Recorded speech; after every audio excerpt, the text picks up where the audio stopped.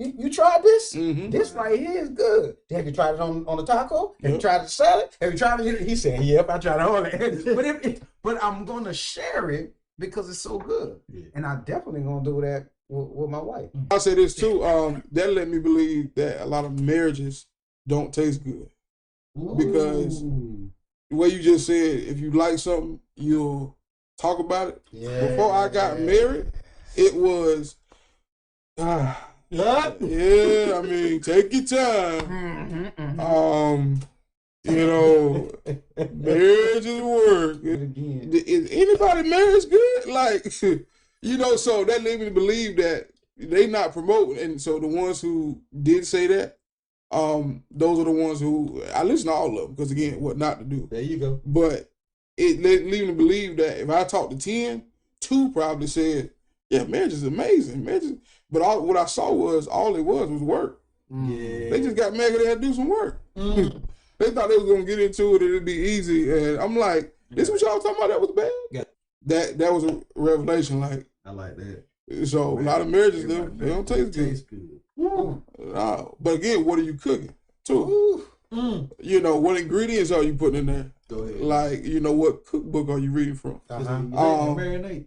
Exactly. And we want to microwave everything. Right. Yeah. Like sometimes stuff got to go in the oven and take time.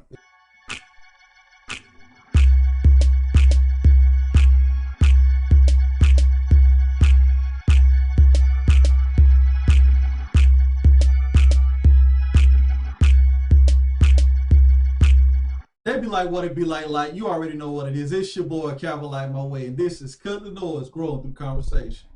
As you see, I got the returning guest. Last time on the podcast, we talked about the importance of serving our community authentically, right?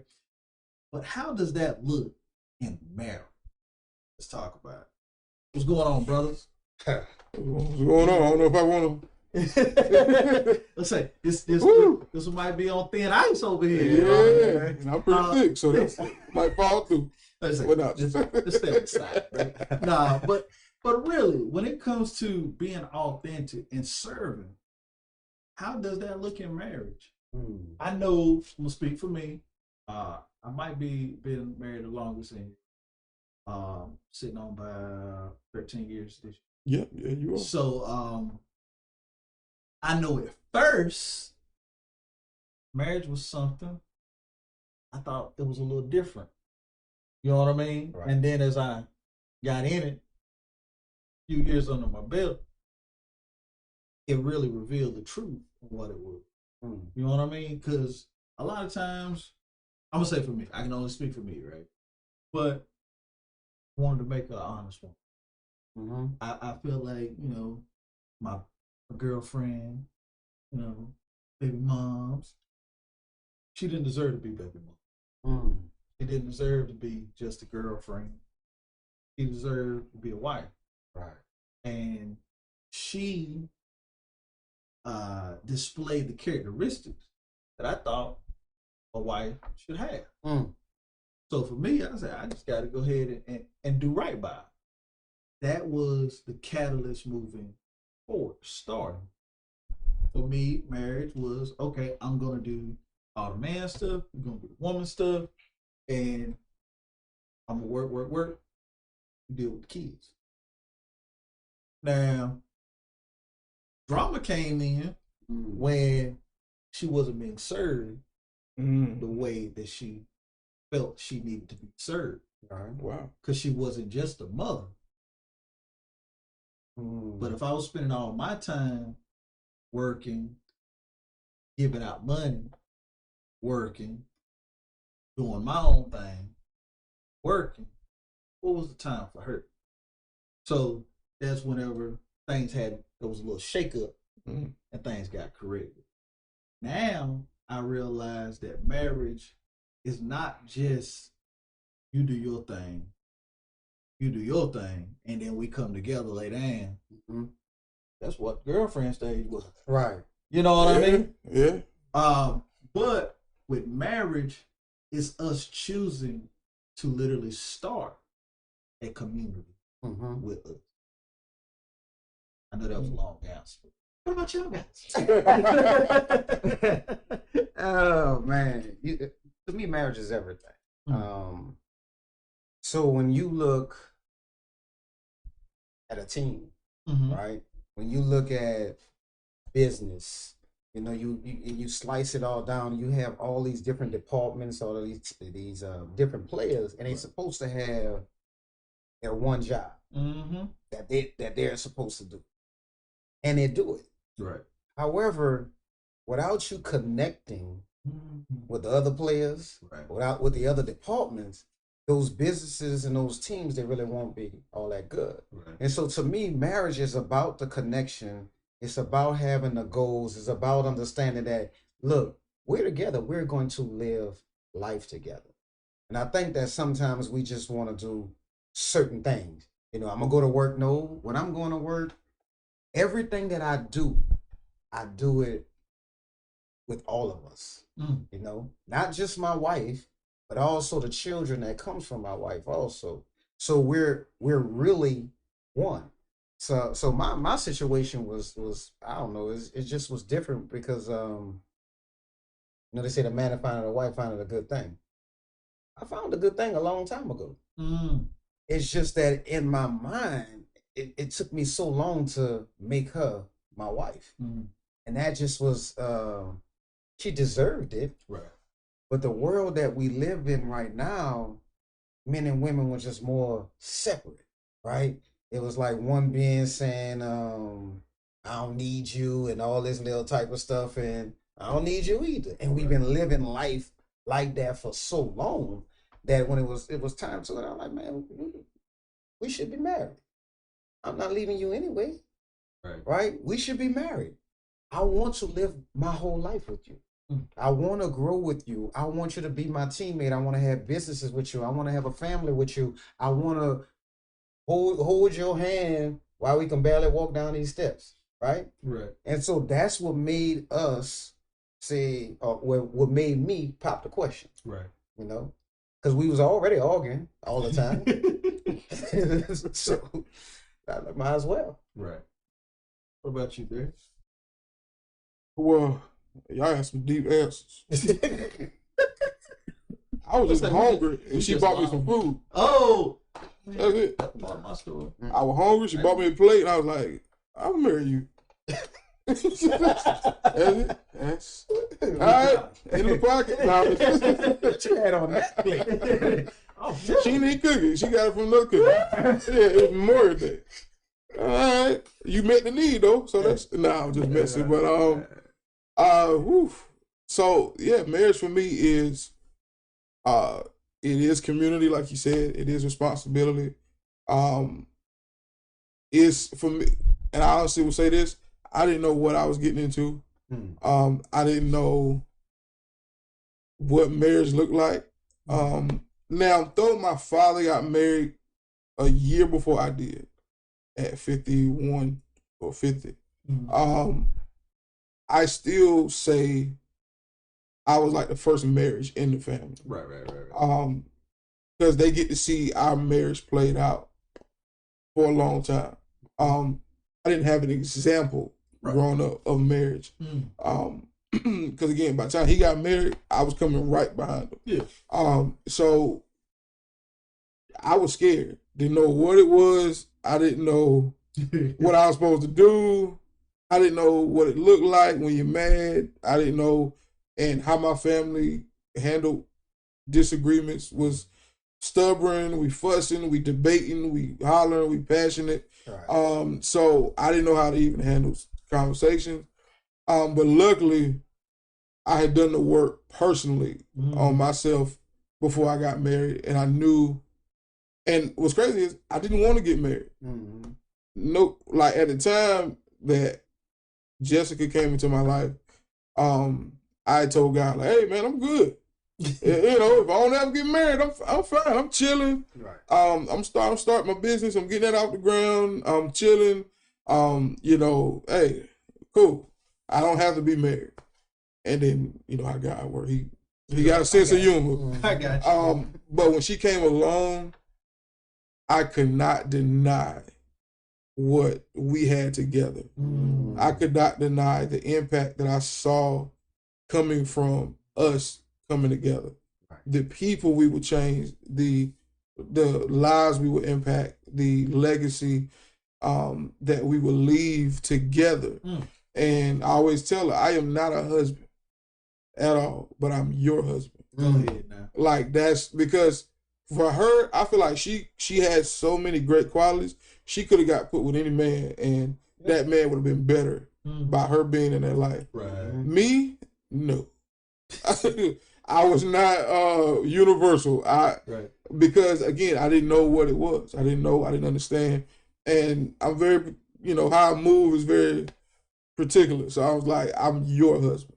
Right. And so I accepted that responsibility for her and the calling that we both had on our life. We both got very big callings. We both are like personalities, and we got a lot of people who look up to us, and a lot of people who look to us, for things. We both got real big giving hearts. And so I knew she had a big calling. I knew I had one, and we both could see each other's, and we knew it was going to take somebody strong, spiritually, mentally, to kind of help carry that and to build from that. So that's why I got married, and so I take responsibility for that every day. Right. Even though I didn't know what I was doing, I knew when you take responsibility, you figure it out. Yeah. You go seek the answers. You go talk to who you need to. You work on yourself. And I did a lot of work before we got married. I was single for 4 years, and like you said, and when we was talking before, sometimes God send help, and I ain't gonna finish the rest. Right. But I have a lot of platonic female friendships because I don't see women in that way to kind of conquer them. So that allowed me to have friendships to where I could learn women, and we can have this dialogue.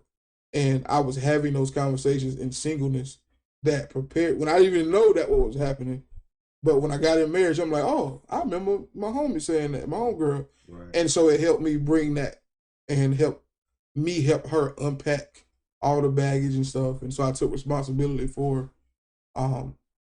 everything, her flaws, her weaknesses, strengths, and all of that. So so now we're trying to build a community. So y'all got kids on board. So like we said earlier, that's what I'm talking about. Nah, man. I got you, brother. We all pretty deep, I say. Beautiful, elegant stories. But how do you guys deal with differing personalities? Like when it comes to conflict resolution, when it comes to disagreements, how do you guys deal with it in your marriage? Conversation is important. Go ahead. So I think that I'm gonna say it. I ain't really want to say it, but I'll get you in trouble now. No. I just think that a lot of times African American we need to go to a conflict resolution classes or seminar or something, right? And it floats to every part of our lives, whether you're talking about on your job, right? Every marriages in your family. It seems like it's one argument and the whole family is broken up because you and your brother got into it one day and y'all said something you shouldn't have said. Right. To me, the beautiful thing is when people have their own minds, right? And if you have your own mind, there's another way. There's 15 different ways to do things. But if you talk to each other and then you start understanding each other, then you can say, okay, we're going to do it this way or we're going to do it that way. A lot of men just want to put their foot down. Right. But listening and understand that you are the head, but you're the first servant. Right? You have to serve. That's when a minister comes. The minister came to serve, and that's what we have to realize. I go to work. I tease my wife all the time and tell her she spend the money. She finds ways to spend it, right? Yeah. It is what it is, and I'm happy with that. But she does so many things. She had been doing so many things for me before I changed that last night. Just been doing it, right? So can we go through needing to make a decision, getting together as a community, as a family, and making that decision? And before the big decision comes, let's talk about making decisions on how we're gonna make decisions anyway. Right. Let's have a plan on how we're gonna make decisions. I think we don't do that. Right. And I think we don't do it because a lot of times we're afraid of disturbing the peace. What you, bro? Yeah, I agree wholeheartedly with that, and I think ain't nothing wrong with putting your foot down on solid ground.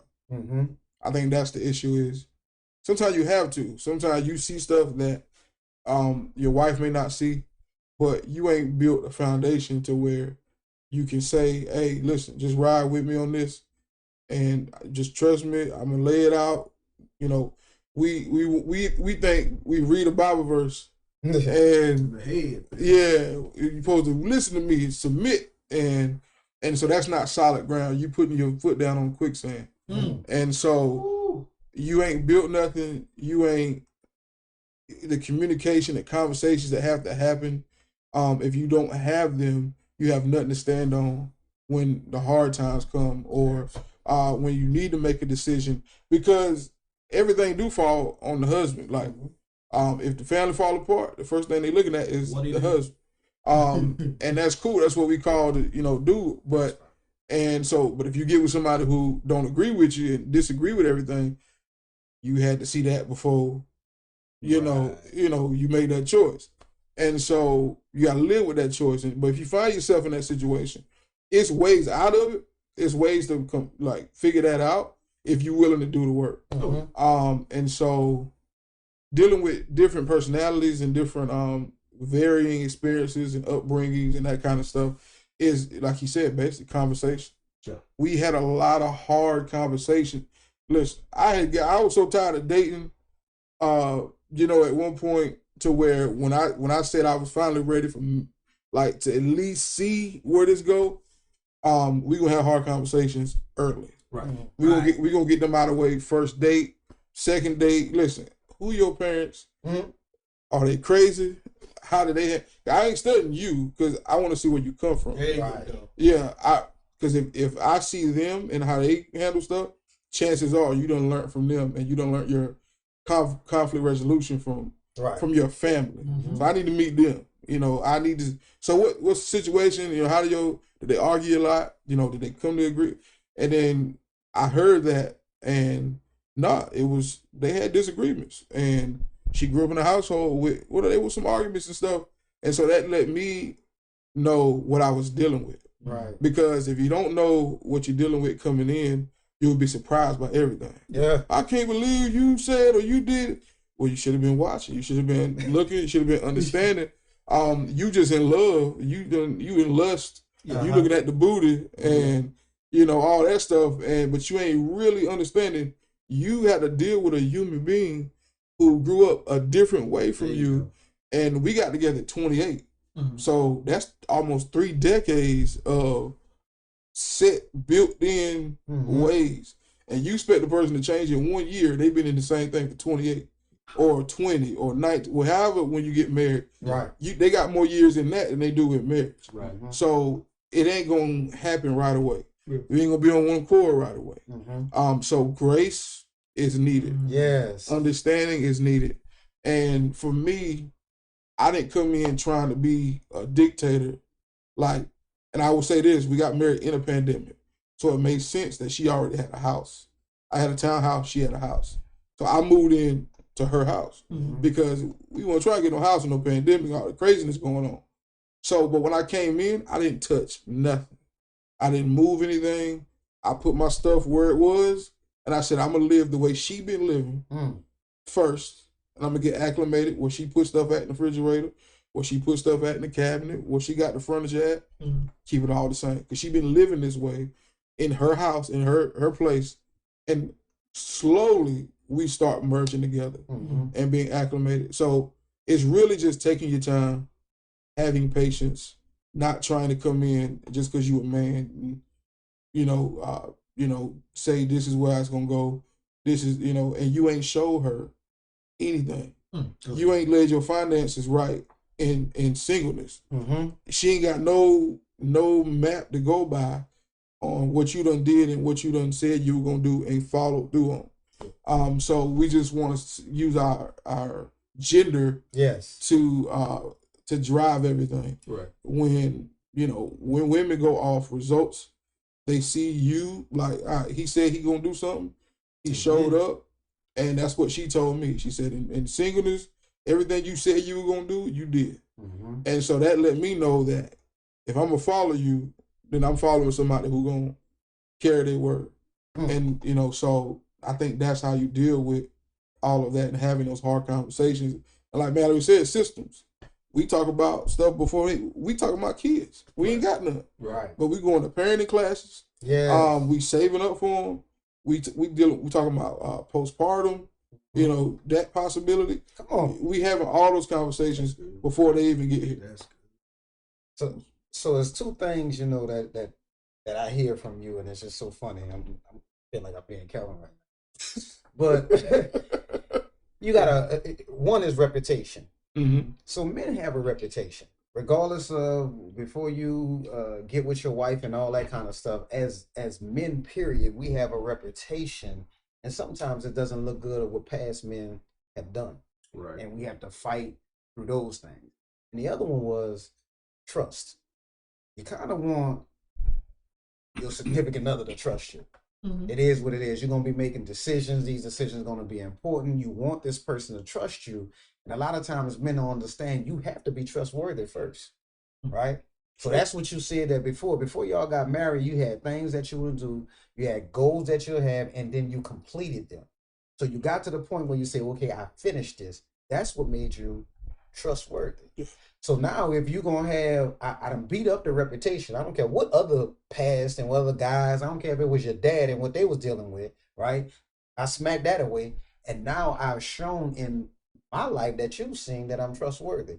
And usually after those things, we good. Yeah. That's good. I don't even remember my question. Oh, sorry. Nah, you good, brother. Dealing with different. Conflict.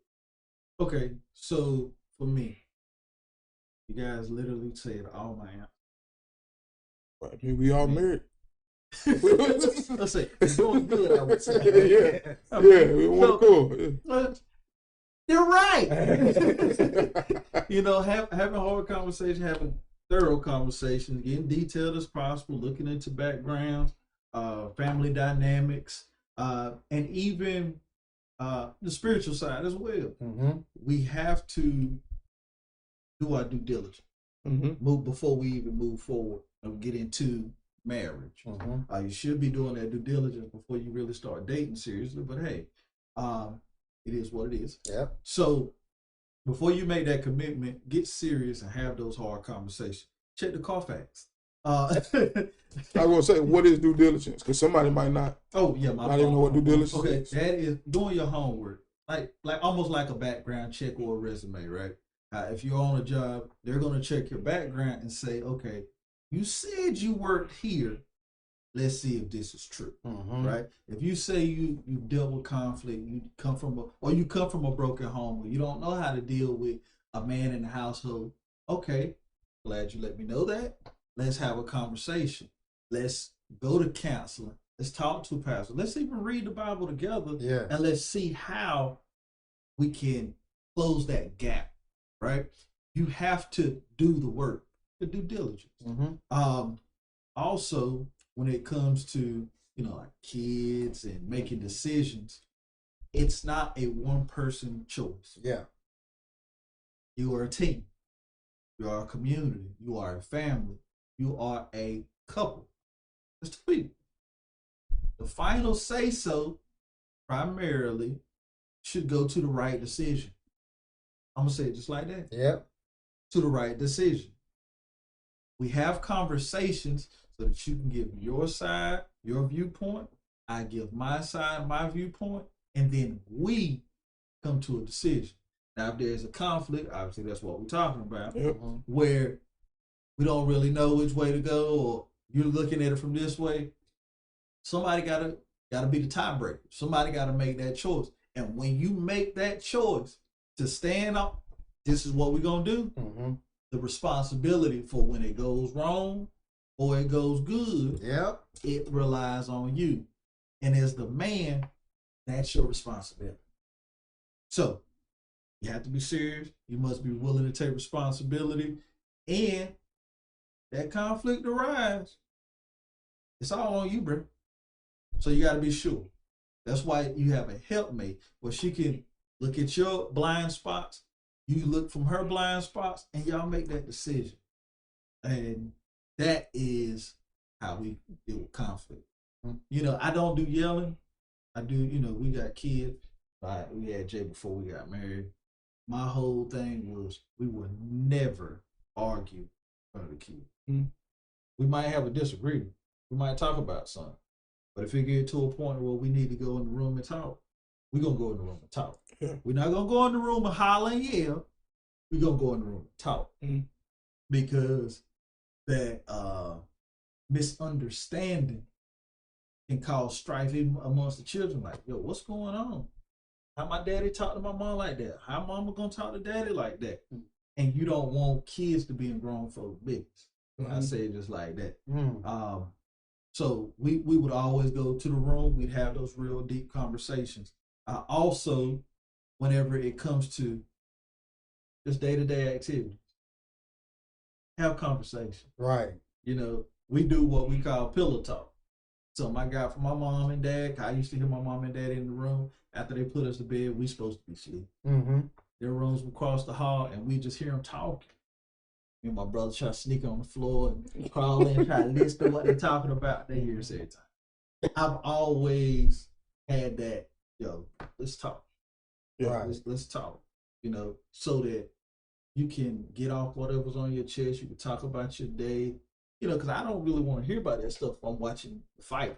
You know, if I'm watching the game or we watching a good show, let's say that for pillow talk. Good time. Yeah. That way, if I'm not interested, I might doze off on it. But sorry, man. But nah, she keep the lights on now, so we talk. But seriously, you got to have those conversations. And honestly, even the name of this podcast, "Cut the Noise: Growing Through Conversation." My original idea was for the podcast to be me and my wife talk. She don't like cameras like that. She ain't studying that. But it's because that is how we got through those rough patches in our life, in our marriage, is by cutting the noise. In other words, little single friends, little big-headed mom and daddy, people that believe different things, folks that don't even believe in God trying to tell you what a marriage is supposed to be, but they single, got a couple babies. Yeah, you know, those situations. Right. We're going to cut all that noise. And we're going to have a conversation. And we're going to grow through instead of just going through. So, that little backstory right there. But that's why it's important, too, to have wise counsel. Right. Not just any counsel. Wise counsel. Because you might come to a stalemate and you just don't agree. But if you got some solid friendships and other marriages, that's why you shouldn't shun, you know, having married friends. Absolutely. 'Cause I know some couples they don't want to mingle with other married. I'm like, that's what? Weird to me. That don't make no sense. Like, why wouldn't you want healthy marriages around you? And so when you go have them stalemates, you go get somebody who can check you. Don't go looking for somebody to agree with you. Right. Go looking for somebody who's gonna say, yeah, you wrong. Right. And if you are right, they're gonna say, yeah, you right, but don't go in there saying you right. Go in there and resolve the conflict, because being right in marriage means you can be wrong. So it ain't all about what's right. It's like, did we solve the problem? Correct. So wise counsel will help you reach that. And when I say counsel, it sounds very formal, like a pastor or something. Wise counsel is just somebody who's been through it, who's unbiased, who can say you tripping. Like, or who can say, well, your wife is right, or, you know, again, you wrong and you need to check yourself. Right. And so you don't want nobody who's gonna be yes men around you in those moments. Absolutely. And when you say wise counsel, it doesn't mean, like he said, it's not, oh, you gotta get a counselor or a pastor. It can be your best married friend. You know what I mean? And this is one thing I always tell people. You telling me a story about something that happened, tell me the whole story. Like, if I'm telling you a story, I remember I had a conversation with somebody, I ain't saying no names, but I'm like, hey, this happened, this is going on, yada yada. Said, oh man, I think you're right. I said, hold up, I ain't come for that. I ain't come for that. Hear me out. Because I might be wrong. You know what I mean? Right. I might be wrong, and I want to know it. So hear me out. I'm not finished. And I said that. You know what I mean? Like to have that self-awareness. Yep. To say, okay, I don't know. Like, we're on a disagreement. We're usually on the same page, right? We're having a disagreement on this. What's the disconnect? Right. Yeah. Being able to have that conversation, get detailed as much as you can, because you want to tell everybody, are you? Yeah. Right. But be able to look for that wise counsel and a person that is going to be real with you. Like, bro, tell me if I'm wrong. Fam, tell me if I'm wrong. Gotcha. Now, but tell me if I'm right too. Yeah. You know what I mean? Go ahead, brother. What you got? So, to me, this goes with interconnection. Absolutely. Right. Now, when you go to the interview process of trying to get a job, a lot of times we're looking at it from, hey, you just want a job. But really they're trying to hire you, and you got a lot of things that they're want from you too. So can y'all deal with each other? So you say, hey man, when you're going into your job, this is all my baggage, just like they have all their baggage. And a lot of times we don't put our baggage on the floor. That's right. And if you did that, you won't have this trouble that you're talking about. So now, if it's a job interview, I don't know if you want to put that. Well, yeah, but I'm just and I get what you're saying. I got what you're saying. When you have a career, when you have a career and you're looking at stages and steps that you want to go through in your career, it's not that I'm trying to get a job. Because I don't want this job right here to mess up the rest of my career, right? I have a whole, pretty much a life that I'm going to live up to. And so a lot of times we looking at jobs and we looking at what they're giving to us, this money that they're giving us and all this little type of stuff. But it's more than that. Right. And it's the same thing with a marriage.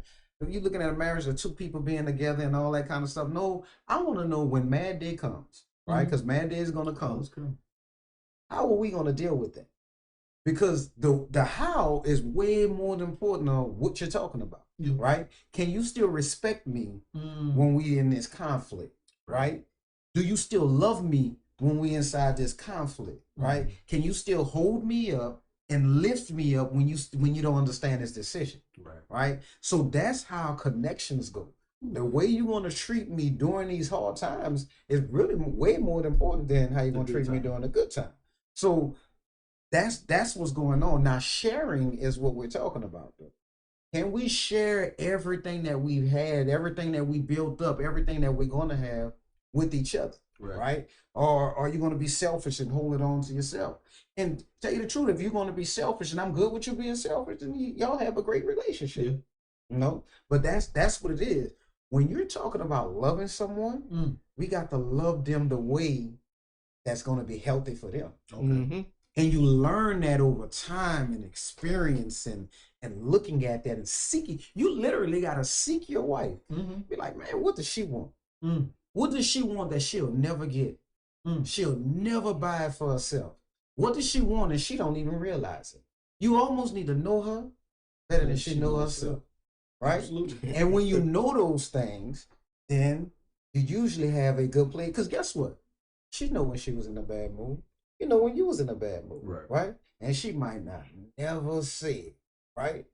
But if you treat her in such a way that she's willing to open up for you, because a lot of times we truly not opening up, right? We're dealing with all these other stuff that we like. We might be laying in the bed together and all that, but are you opening up your whole entire being to that other person? So if they opening up, when I done let all my guards down and it rolled off, right? That's a connection.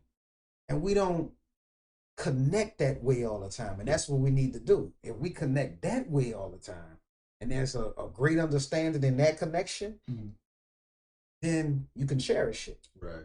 And say, look, man, I got this great thing right here, and I don't want it to get tarnished. I don't want it to rust. So, you might wax it. You pulling that car into the garage, right? You don't leave it out there and let it get wet. No, right? Because it's opened up. And now if it's opened up and she's open, that responsibility of your wife opening up to you, you must take care of it. And that's what you have to do. That's real. Bro. You are her home. You legit broke down what real intimacy is. So which leads me to the next section here. They came out with the book a few years back, 5 Love Languages. So, and it comes to learning your partner's love language. Is it something that you figured out, something they told you, something you didn't know about until you saw the book? So we took the test in dating. Y'all be ahead of the game.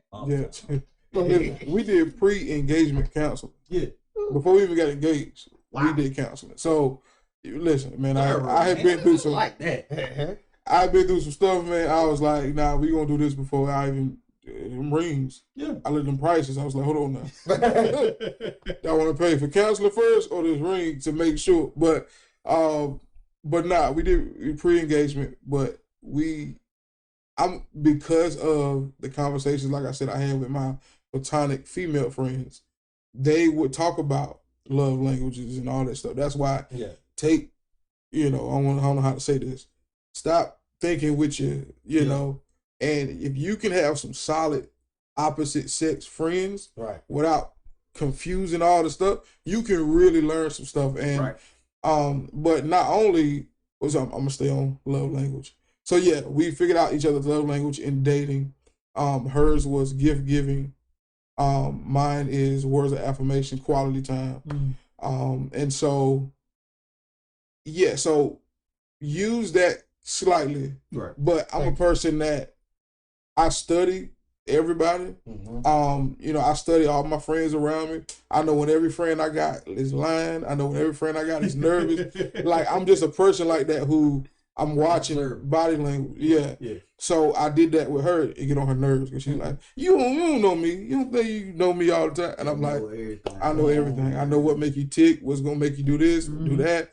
And so I use that more so than, because like something Mallory said was, you have to love your wife in a healthy way. And that don't mean in the way they want to all the time. Right. Because they might be asking for stuff that they don't, it's like a child. I want this toy, I want this thing, I want this, and you gotta say no because it's dangerous. And sometimes, if you're paying attention, because when it comes to intimacy, my wife had some things that kind of, the way she looked at intimacy, it was some childhood trauma stuff that if I would have gave her intimacy in the way that she wanted in the beginning while we were dating, she would have just got the same stuff she got growing up. So I had to pay attention and say, let's reshape how you think about intimacy. And all the stuff Mallory said was, she was used to not doing any of that before intimacy led to like sex. But we end up building a connection like that from conversation, from building, from being around one another, to that when the sex was introduced, it was, it was out of this world because we had already built on that level. Intimacy. Yeah. Well, she was used to people just want her for certain things. And like it's amazing. It's out of I would say that, like, because it's another, without touching each other, you just got this connection. But you got to be paying attention. I think that's where a lot of men go wrong. I ain't gonna say black men. Men tend to be like, well, I'm working, I'm bringing home the bacon, and I'm doing it, and I ain't got time to be. No, you have to pay attention. You have to watch. You got to have conversations, and you got to have conversations more than one time. They be like, we done had this conversation. I'm tired of talking. No, sometimes it's gonna take years to unpack stuff. Like you said, baggage. You gotta unpack everything when you come into marriage. And you do that, it's just like unpacking after a trip. You done been through some stuff. You done been on trips through life. And when you lay everything out on the bed, you know where to put it. Right. So, you know, the shirts go here, you know, this go there, you know, this go. Organized. You know, so the next time you about to go on a trip, you ain't got to unpack and pack up at the same time. Right. That takes more time. That's harder. So you empty out all that stuff and you ready for whatever life brings because you done unpack, you know, the other stuff. So, so love languages is great, but paying attention and understanding is more important to me. And also, too, it's way more than love languages. Attachment styles. I don't know if y'all have heard of that, but that kind of stuff is way more measurements than love languages in marriage. So I advise everybody to, if you ain't heard of attachment styles, look that up. And it's even more stuff beyond that, but I'm going to just keep it there. Yeah. Right. So, yeah, that's how I approach love language in, you know, in marriage. So, yeah. I like that. You know, sometimes it's funny because you're in a marriage. Sometimes that other person needs space too. And it's hard to figure out. Not necessarily hard to figure out when they need space. You know, sometimes I feel a certain way you need some. What you mean you need some space from me? You know what I mean? And they don't say it. I made you work. All the space you want. There you go. But it was, that's you. That's not See, So just understanding what the other person needs are, right? Because they need something from you and provide it. Right. Because that's, for me anyway, my wife provide all my needs. That's what made me like, man, she just knew it. Oh, before, if I could think about this is something that I wanted and it's not necessarily a material thing, she was provided. Already having that conversation when I needed to have that conversation. So, you know, yeah. And how you connect.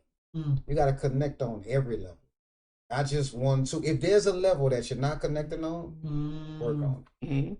Absolutely. You got to be willing to work on that level. Before you need to.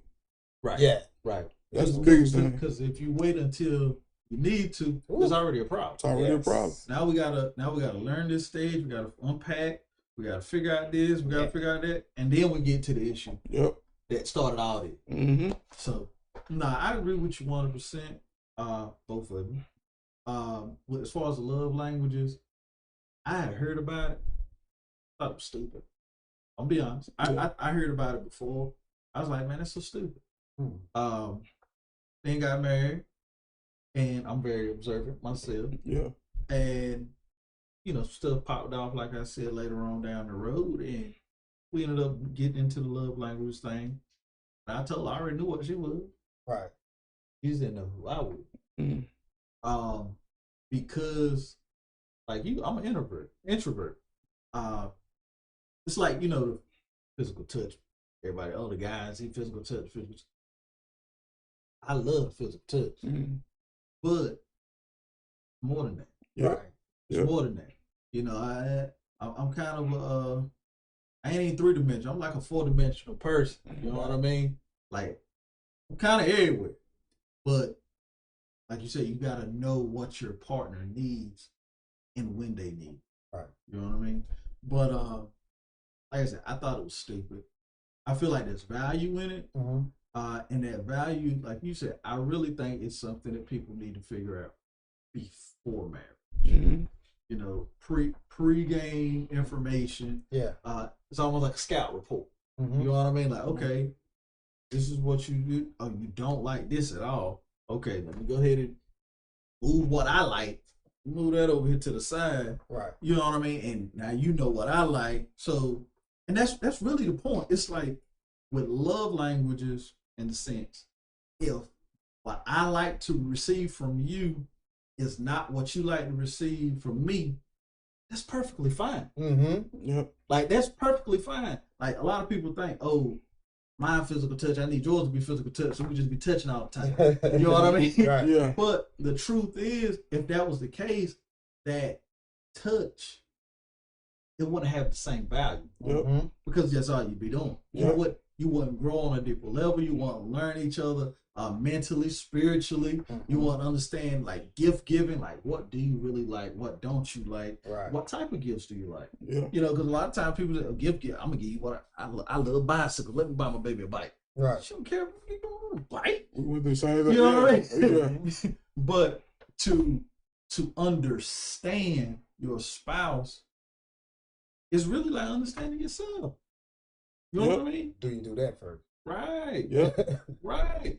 Because a lot of times we have these preconceived notions on what love is, what it's supposed to look like, how our parents did it, or whatever, wherever we glean this information from, stuff from TVs, Netflix, movies. And it's like, a lot of that's just dysfunction. You know, a lot of it's dysfunction. Yep. And we feel, and we begin to model our lives behind dysfunction and wonder why things aren't working out. Right. Because they're not functioning. Right.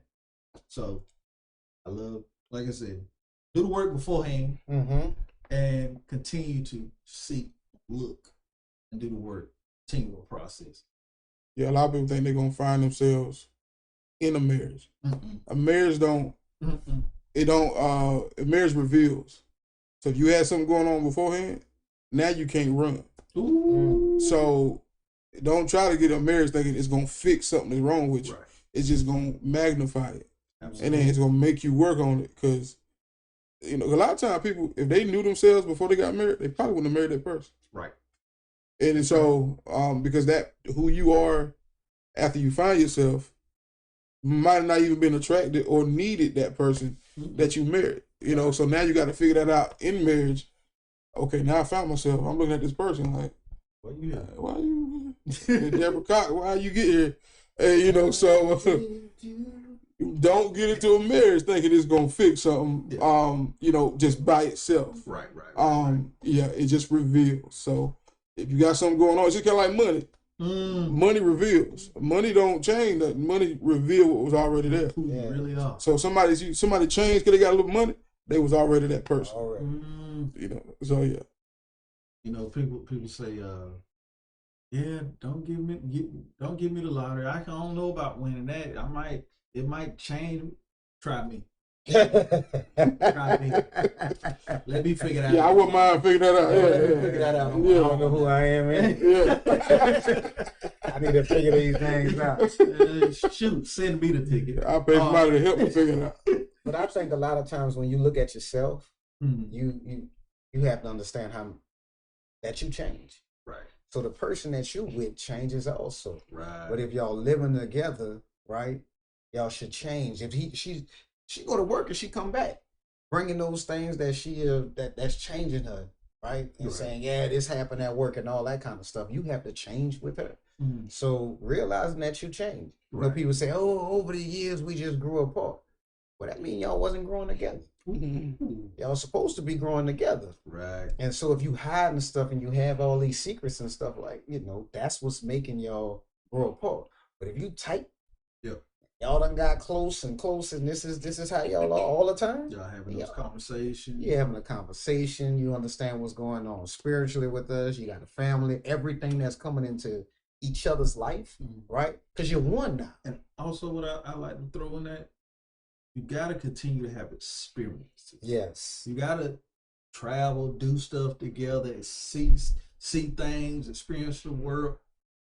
Go to different restaurants. If you go into the same place all the time, just get bored and get monotonous.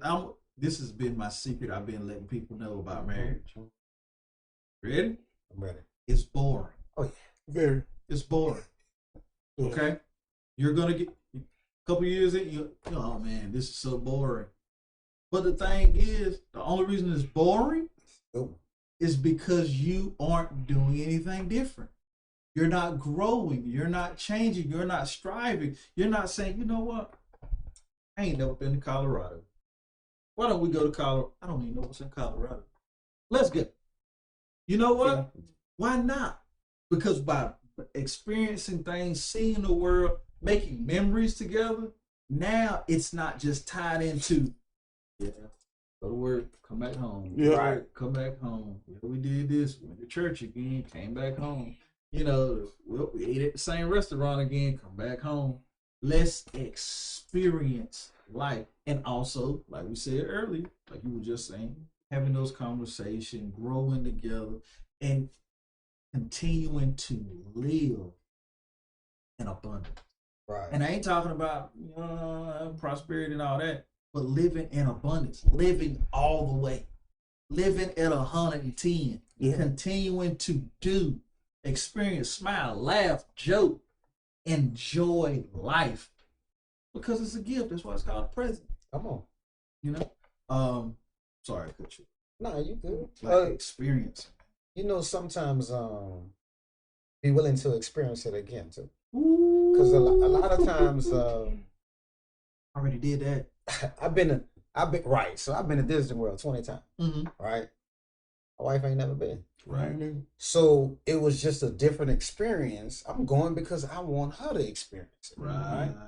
Now, I can care less about me. It is what it is. Yeah. But she wants to see it. Why in the world I'm not going? Yeah. You know. So and you do it with your children. You like want them to live and see everything that you saw, everything that was good. Hey, once you go here, once you do this, you push them to do that. Why you think you're not doing that with your wife? If you have not experienced this, honey, let's experience this. Right. So sometimes you spending some time saying, "Oh, if I taste something that was good, and I went to a restaurant and I'm saying, man, this is good. I like Bang Bang Shrimp. I say this thing right here is good, or go to Winston's. Oh, I'm plugging in. I'm plugging in for everybody. Sponsor now. We have to bleep.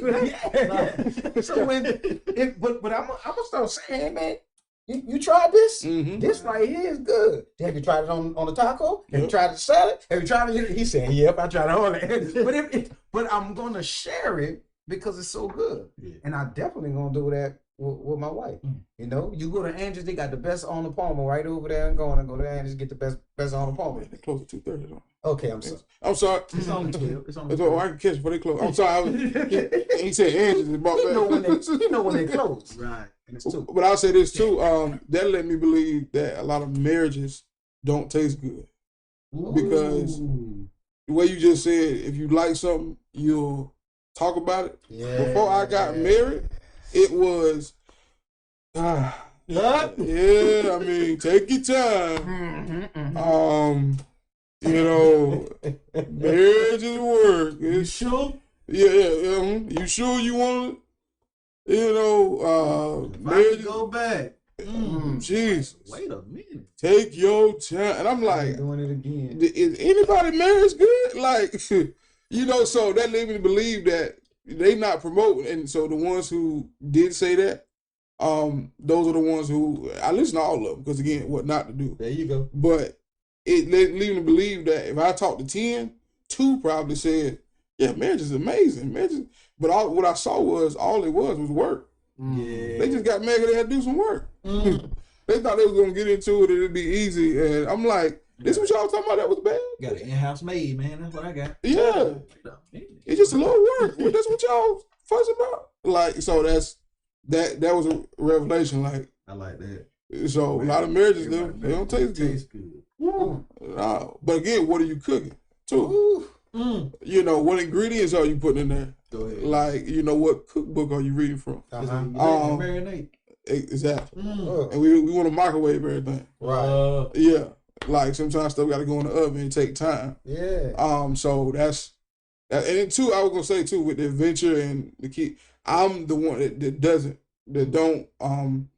Jessica is the adventurous one, and you know, I want to say talk to the ladies.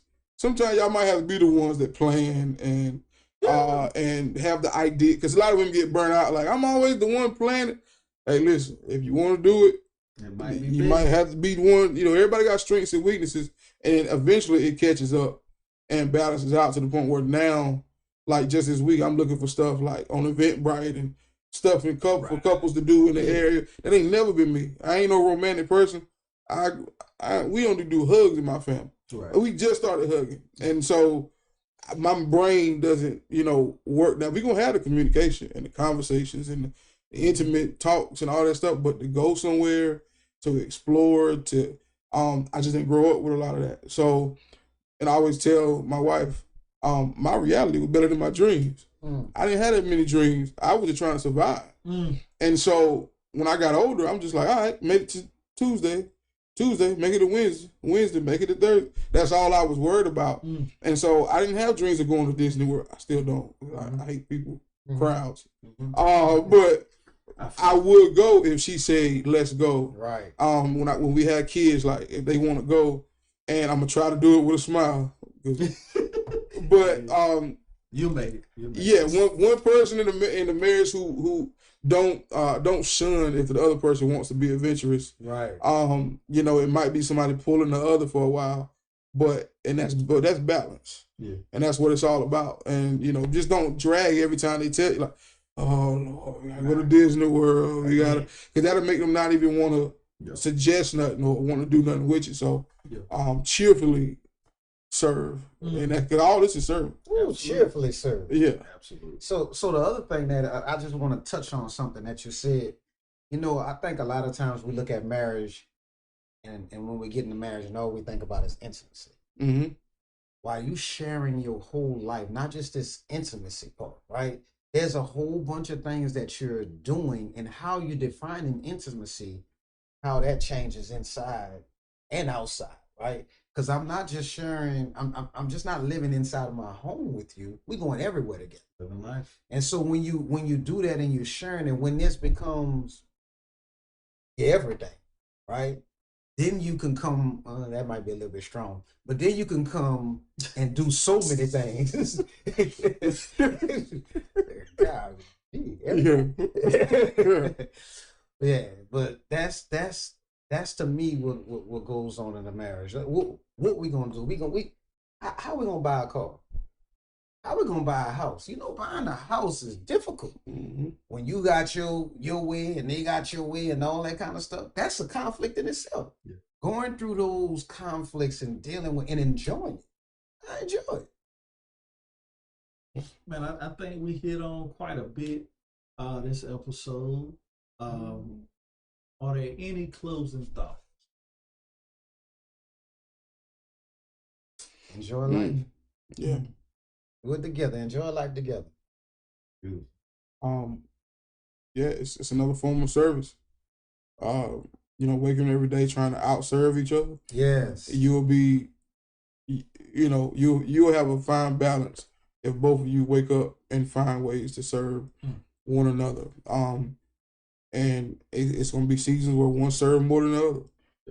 It's going to be seasons where what you get served, you ain't going to want. But marriage itself and the foundation of it, sometime in a restaurant, you might get bad service, but the food good. So that don't taint, the experience every time, but sometimes you just might have a bad service, bad waiter, but it still tastes good, and make sure that you are cooking with the right ingredients, metaphorically. Yeah. You are reading from the correct cookbook, i.e. the Bible, and it's a lot of books, a lot of podcasts, a lot of, and it's a daily thing. Yeah. It ain't we good right now. We ain't arguing. That don't mean you good. Right. In the good times, that's when you had a hard conversations. There you go. What you do in good times sustain you in bad times. So always be reading, always be digesting something that's going to help your marriage on a daily basis. Because the moment you get complacent, that's the moment when the enemy comes in, you leave that door crack just a little bit. So you got to always be seeking knowledge and ways to be better in marriage, for yourself and for your spouse. Right. So serve, take responsibility, because you do it in anything else. If that job say, this is what we need from you to keep this job, you're going to do everything in your power to keep that job. Right. So approach that same thing with marriage. And so, serve cheerfully, like I said earlier. Absolutely. Hey, I ain't got nothing else. I feel like we covered a lot of it, a whole lot of the basics. Start you off on a good track, and you have to do the work to make sure y'all make it to the finish line. So, till next time, stay positive, stay encouraged. Lights out. Chill.